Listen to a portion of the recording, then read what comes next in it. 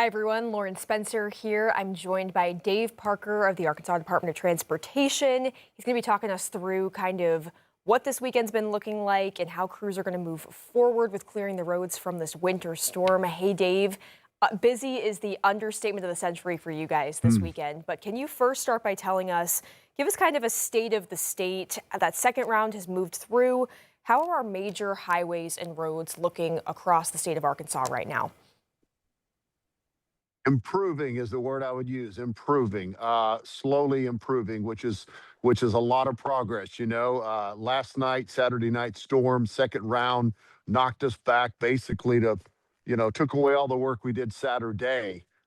So we woke up this morning a little discouraged, but we got some good work done today. We're still out there through the early evening hours. We have a little bit of sunshine that's going to help us, believe it or not, which was not expected. So slowly improving. I feel like the interstates and highways will have that one passable lane as we had hoped for, maybe even a little bit more. We'll focus on finishing all of that best we can on Monday, start into the secondary roads and get there. We'll get there. Still got a ways to go, but I feel better.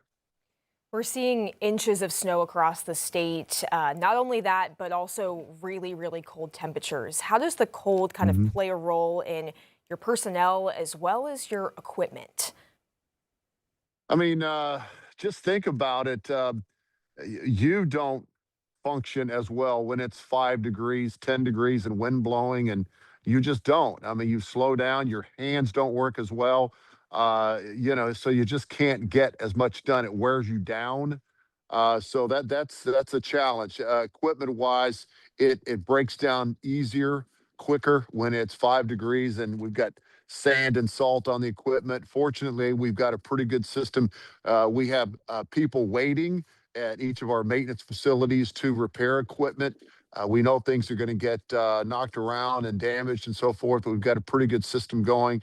Yeah, so it's been tough on the manpower, tough on the equipment, but I really think mentally on Tuesday, Wednesday, when we knew this was going to be, 4 or 5 days, mentally you can prepare for that and it helps you out.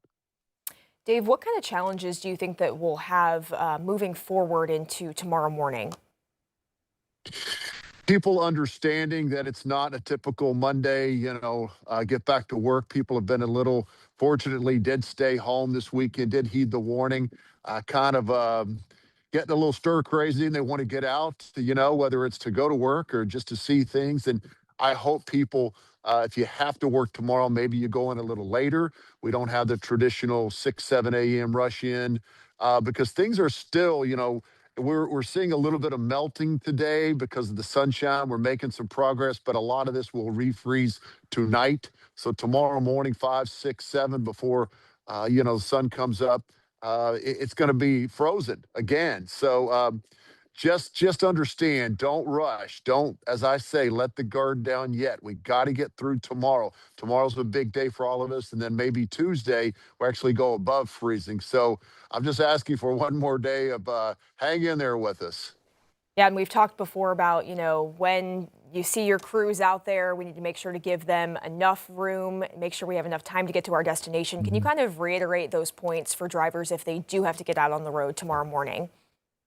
Yeah, I mean, if it takes you 30 minutes to get to work, I would allow for an hour. Worst case is you get to work a little early. That's pretty good. I would rather get there slow and steady and safe than So just allow a little more time. It's a small thing you have to do for your own safety. Just take it easy and slow tomorrow, and I think again we should be okay. Tomorrow we're going to be hitting it again really hard. Our crews are, hopefully get a little rest tonight, get equipment back in order. Going forward, we've got to replenish our supplies. We started this with about 78,000 cubic yards of salt across the state, 78,000 cubic yards, and an average storm, we can burn 15 to 20,000 cubic yards. This has not been an average storm. I haven't looked at the numbers yet. We're looking at that now. We're going to probably burn through half the supply. We'll have to replenish. and I hope we have at least a little break before anything else comes. But we're just now getting into February, so we're gonna have some more winter weather. I hope it's not to this degree. Definitely, definitely. When it comes to your crews, how have they been holding up this weekend? Do we have any? We're assuming that no one was hurt. Kind of tell me about that. No, no, they're all good. Just mentally, it wears you down a little bit. But as I said, I think they know this is their job. They know this is their time. They have to be at their best. 2,700 workers. They this is what they trained for back in October. We have snowplow training and simulators and that sort of thing. This is when it comes, it helps you out. But everyone's tired, of course, but we're not complaining. We know these 12-hour shifts are going to continue tonight, tomorrow, Tuesday, maybe Wednesday. We start to scale back a little bit, but next weekend's supposed to be really cold. I don't think precipitation's in the forecast, but it's early. So I think we're okay manpower wise. Arkansas is in better shape now than it ever has been with supplies, equipment, manpower. We made a big change about 10 years ago and invested, and it took some rough winters to realize that. But I think that has paid off, that and just better planning. We've talked before, whenever, this whole week about how extensively you guys were pre-treating the roads. We talked about salt brine. We talked about the infamous super brine with the beet juice. Hmm. What are crews laying anything out right now, or are they mainly focused on plowing the roads? Tell me about that. Uh, Primarily plowing, yes, and then in some cases, depending on where it is and how thick they're applying that super brine. Thank the good Lord for that super brine and that beet juice. That's it is incredible. We've adjusted it so that it is normally it's about an 80-20 ratio, 80% salt water, 20% beet juice. We've upped it. It's about 50-50 right now. So it's heavy on the beet juice to which takes that freezing temperature down to about zero. It can handle just about anything. We do not have a huge supply of the beet juice as much as we do salt because we simply don't use it a lot. We have to be smart with our money, but it's really helping us this time. We haven't seen too many crashes on the interstates. Do you think that this is, people are listening, stay at home? Tell me about that. I think it's the weekend helped us. That was the only thing that helped us is people naturally fewer people working on the weekend and that sort of thing. A school being out that helped us.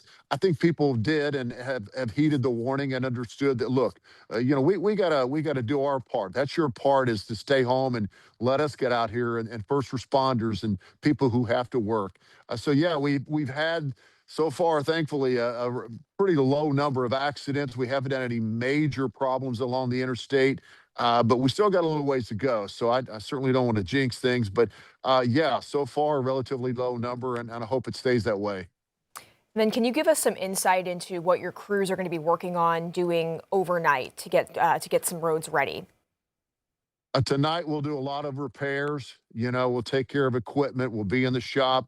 I mean, we have guys 24/7 around the clock. They'll be in there midnight, 1 o'clock, taking care of equipment, changing blades, repairing things, belts, and all the things that the trucks have, the plows have, replenishing the salt supplies and making more of that beet juice. The super brine.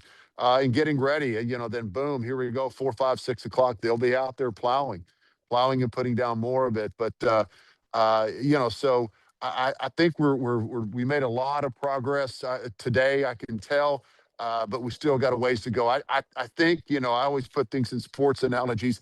I think we're kind of in that early third quarter, so we're almost there. And we just got to get through tomorrow.